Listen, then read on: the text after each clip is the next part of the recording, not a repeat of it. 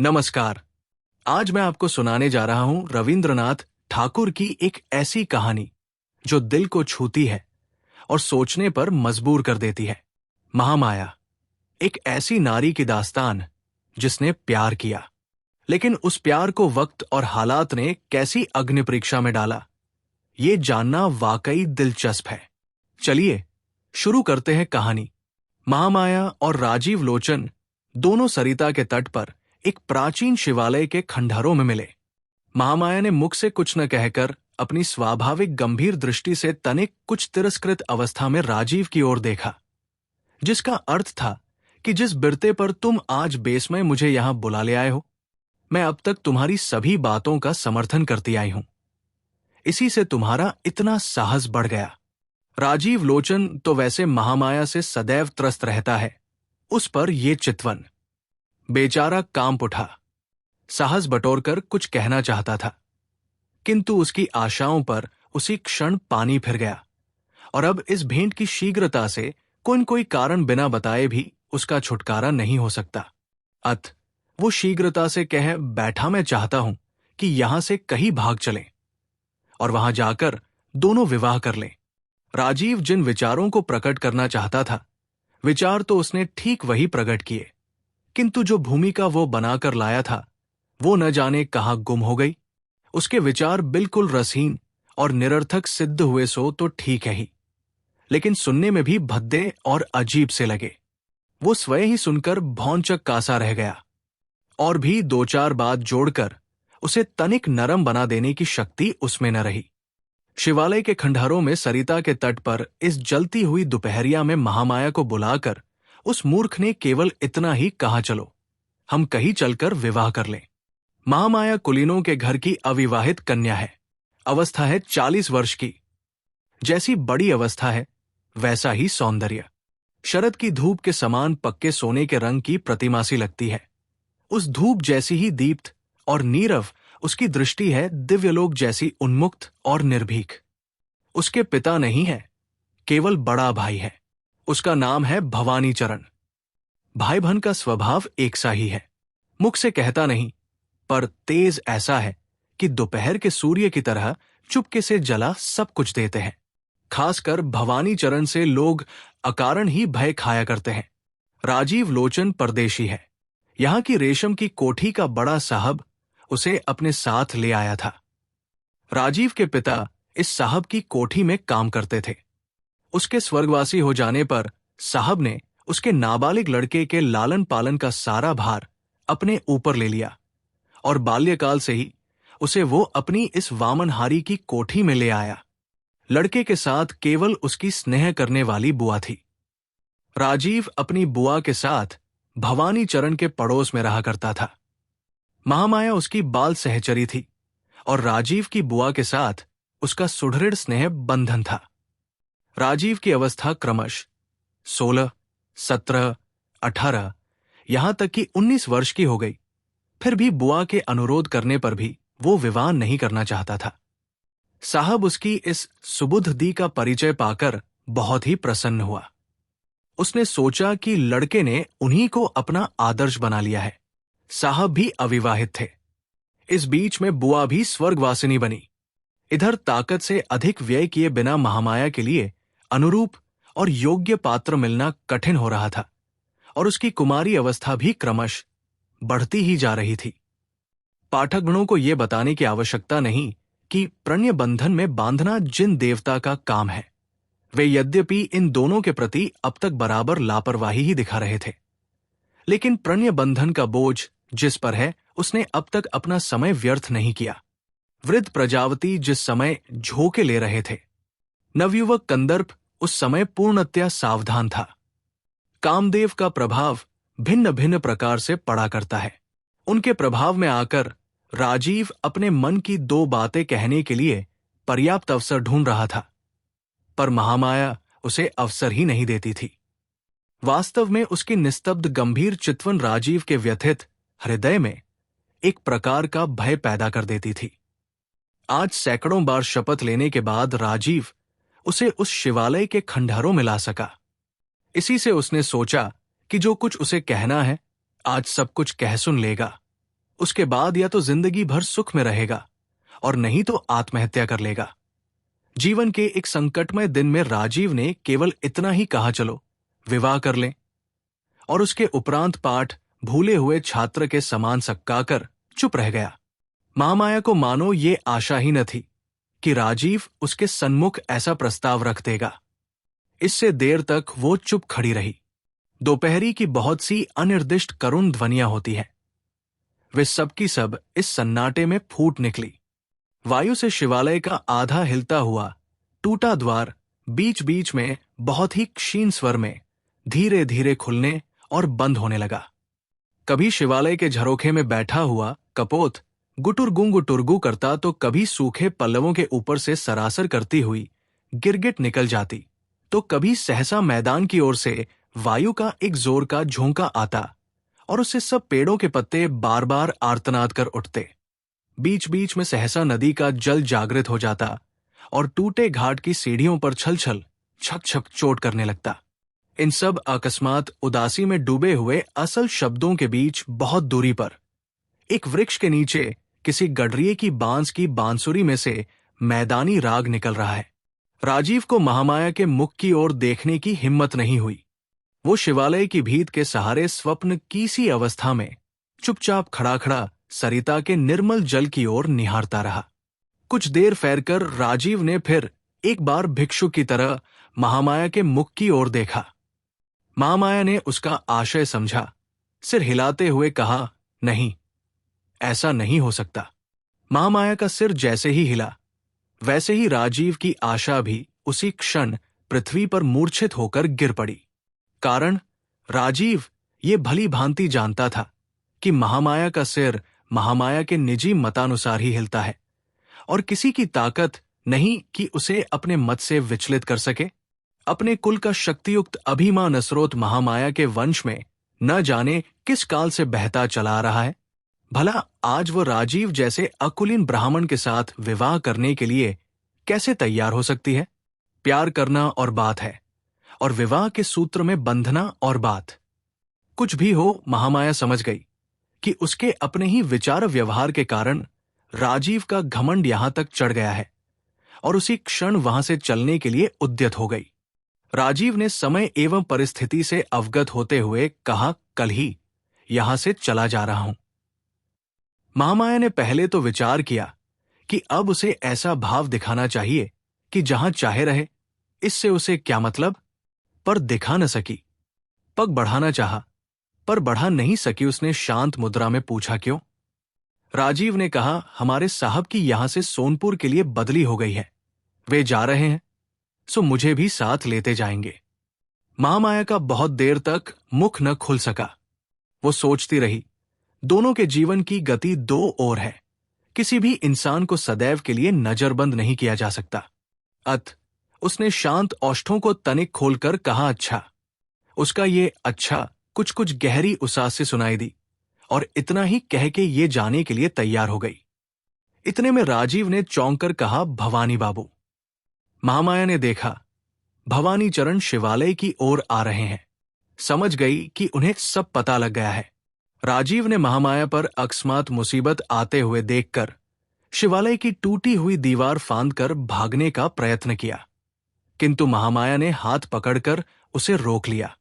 भवानी चरण शिवालय के खंडहरों में पहुंचे और सिर्फ एक बार चुपचाप दोनों की ओर स्थिर दृष्टि से देखा।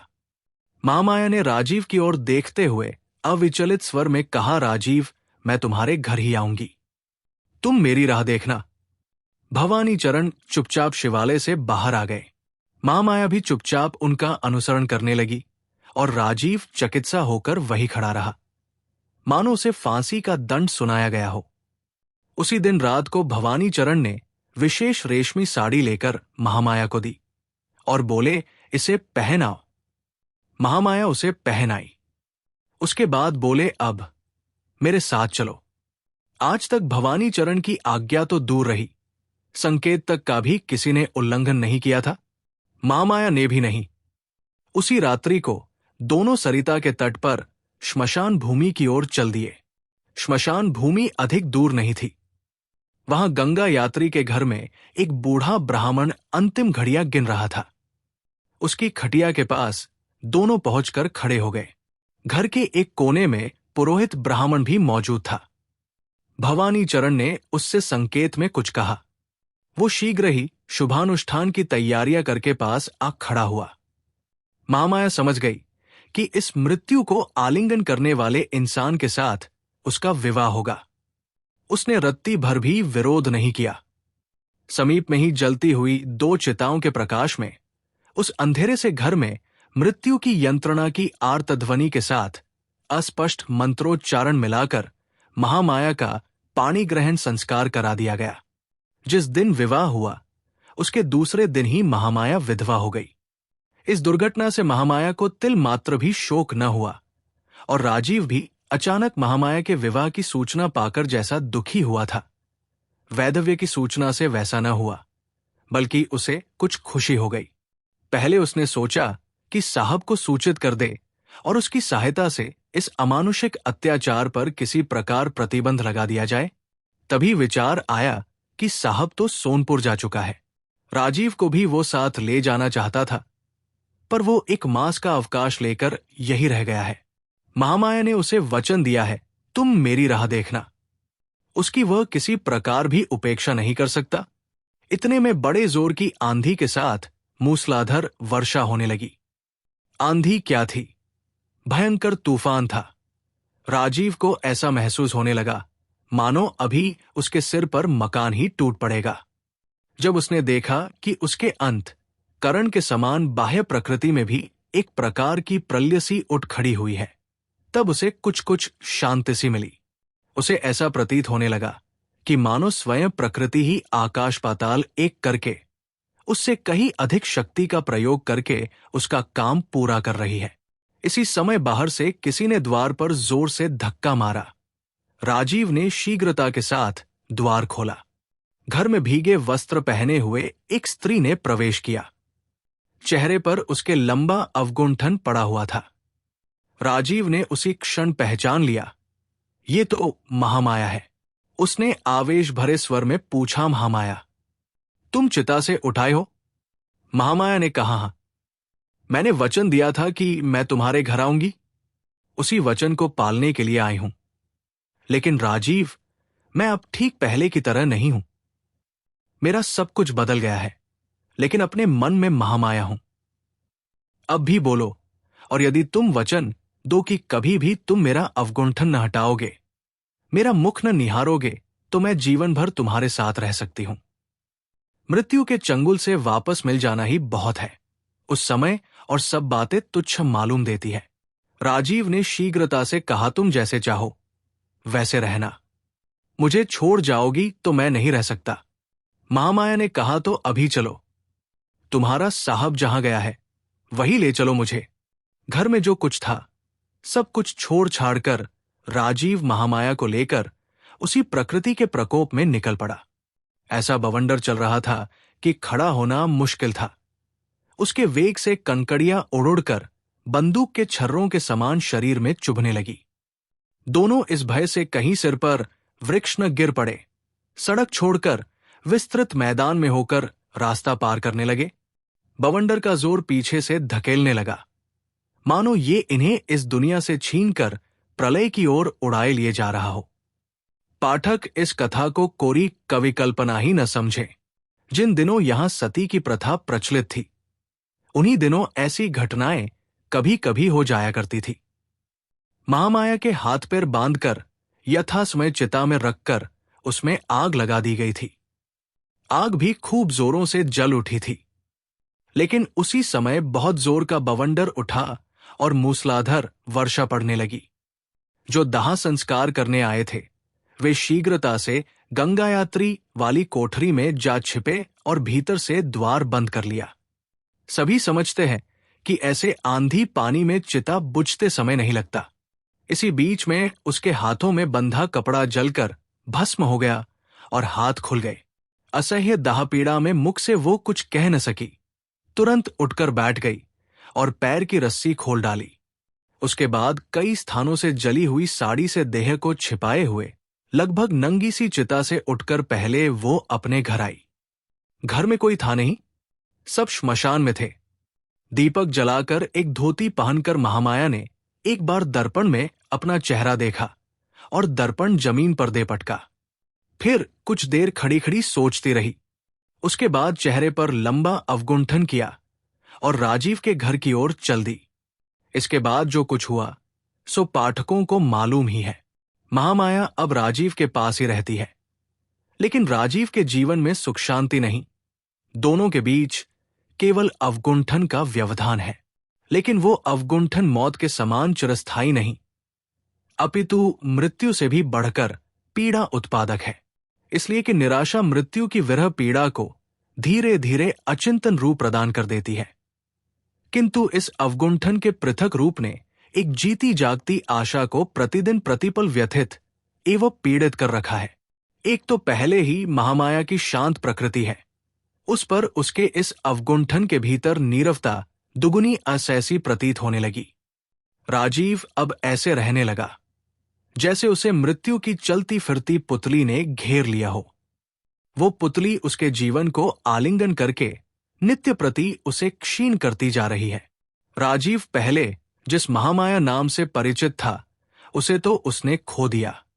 अब तो वो केवल उसकी सुंदर बाल्य स्मृति पर ही जीवन को अवलंबित करके इस दुनिया में रह सकता है, परंतु उसमें भी अवगुंठन युक्त पुतली सदैव उसके पार्श्व में रहकर बाधा पहुंचाती रहती है।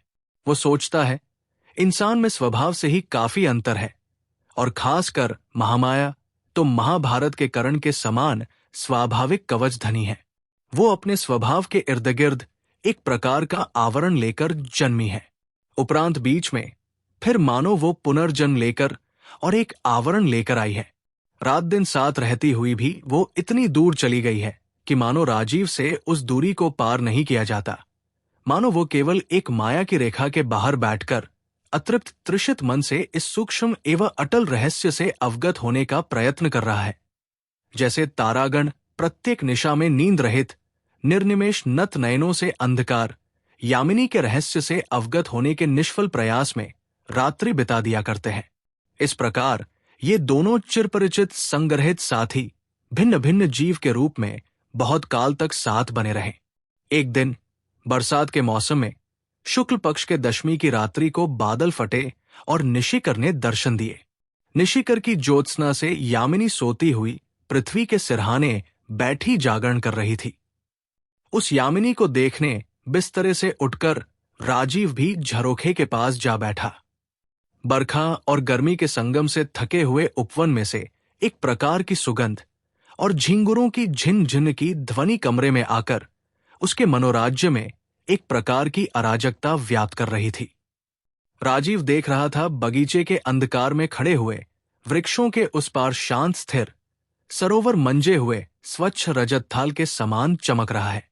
इंसान ऐसे समय में स्पष्ट तौर पर कुछ भी सोच सकता है या नहीं, बताना कठिन है, पर हां, इतना अवश्य कहा जा सकता है कि उसका संपूर्ण हृदय किसी एक दिशा की ओर प्रवाहित हुआ है।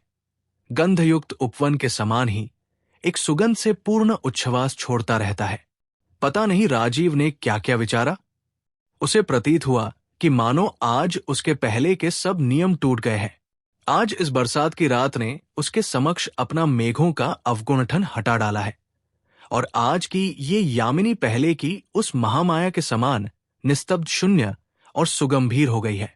होते होते अकस्मात ऐसा हुआ कि राजीव का ध्यान जीती जागती पुतली की ओर प्लावित हो गया। स्वान चलित के समान चलकर राजीव ने महामाया के कमरे में प्रवेश किया। महामाया उस समय निंद्रा लोक की सैर कर रही थी। राजीव उसकी शैया के पास जाकर खड़ा हो गया। मुंह झुकाकर देखा, महामाया के अवगुण ठन से हीन चेहरे पर चंद्र ज्योत्सना आ पड़ी है। लेकिन हाय, ये क्या? वो चिरपरिचित पुरुष के समान खिला हुआ चेहरा कहाँ गया? चिताग्नि की शिखा अपनी विकराल लहराती हुई जहना से महामाया के बाएं कपोल का थोड़ा सा सौंदर्य चाटकर वहां सदैव के लिए अपनी राक्षसी भूख का अमिट चिन्ह छोड़ गई है। शायद राजीव चौंक पड़ा हो, शायद एक अव्यक्त ध्वनि भी उसके कंठ से मुखरित हो गई होगी। महामाया तत्काल आश्चर्यचकितावस्था में जाग उठी। देखा, सामने राजीव खड़ा है। उसी क्षण वो अवगुंठन खींचकर शैया छोड़कर एकदम उठ खड़ी हुई। राजीव ताड़ गया कि अब उसके सिर पर दामिनी टूटना चाहती है। वो फर्श पर गिर पड़ा और महामाया के चरणों को स्पर्श कर बोला, मुझे क्षमा करो महामाया, मुझे क्षमा कर दो। महामाया कुछ उत्तर न देकर एक पल के लिए भी पीछे की ओर न हटकर घर से बाहर निकल गई। राजीव के घर फिर वो कभी नहीं लौटी। उसका कहीं भी पता न चला। इस क्षमाहीन चिरगमन की क्रोधाग्नि राजीव के संपूर्ण जीवन पर सदैव के लिए सुदीर्घ दग्ध चिन्ह छोड़ गई। तो ये थी रविंद्रनाथ ठाकुर की कालजयी कहानी महामाया। एक ऐसी स्त्री की कथा जो अपने कर्तव्य, प्रेम और आत्मबल के बीच झूलती रही और अंत में खुद को ही पीछे छोड़ दिया। अगर आपको ये कहानी पसंद आई हो तो वीडियो को लाइक करें, चैनल को सब्सक्राइब करें और अपनी राय कमेंट में जरूर बताएं। फिर मिलेंगे एक नई कहानी के साथ। धन्यवाद।